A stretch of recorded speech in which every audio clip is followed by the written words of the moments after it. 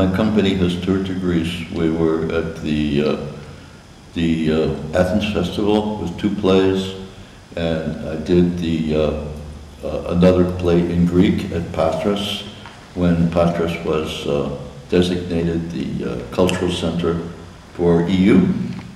And I've done rehearsals and classes in Greece, and I've taught in Greece as a Fulbright scholar in Thessalonica and in Athens. And I've given lectures in Greece. And what I do, because I am a director of the avant-garde, I'm not a traditional opera director, I direct my interpretation of these plays. I don't try to direct them the way that they were originally, set to be directed. I tried to do an interpretation. So I think that it's a little bit different for Greece than the way that they were traditionally trained to do opera, which was more in the Italian style or the German style. I think that this is something that can be traced to the avant-garde. I think that Ursi, as choreographer, will understand that the big influences are things like the Bauhaus in Germany and the avant-garde in France in the beginning of the 20th century, but this kind of staging was only invented in the 20th century.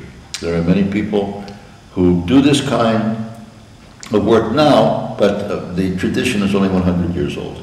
And of course, Greek tragedy is 2,400 years old. So it's a reinterpretation of these myths according to modern rules. And these operas, like the one that we are doing now, is a modernist opera. It's almost a postmodern opera. And we do a kind of styling that is half ballet and half opera. And in fact, we're using a lot of technology. We're using video.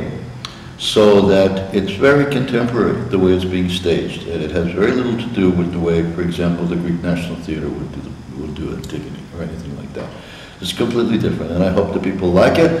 But the tradition comes from America, Germany, France, and the avant-garde.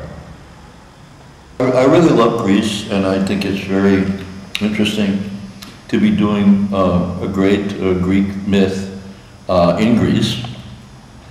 And I think that Ted is trying to make a political point about how the rules cannot be imposed by man unless they are natural, unless they are organic, unless they come, in a sense, come from God, and in a sense they come from the human tradition inside of Greece. Antigone breaks the rules that were imposed by Creon, but they're not the real rules. The real rules are the rules of nature, and these she follows. And the tragedy is that the rules of man, as imposed by Creon, are different than the rules of nature.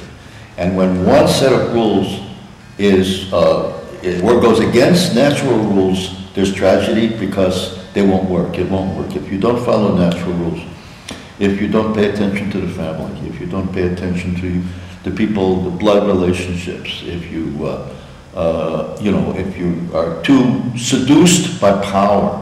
And Ted made the point here that this is the story of a man seduced by power. He starts out with the people loving him, but then he makes bad decisions, he does bad politics, and only the one girl resists him.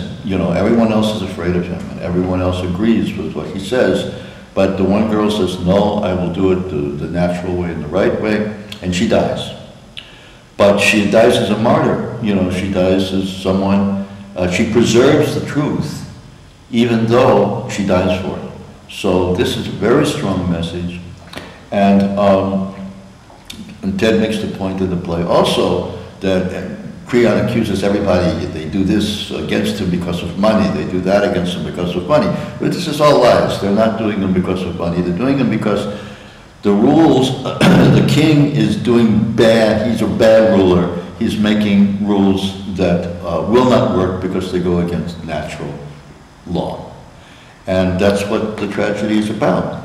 And we can find this in the world today. We see all the revolutions that are happening in the world today is because these rulers became seduced by power, and because they started ruling in a way that destroyed the real rules of nature. And when it gets too bad, the people revolt.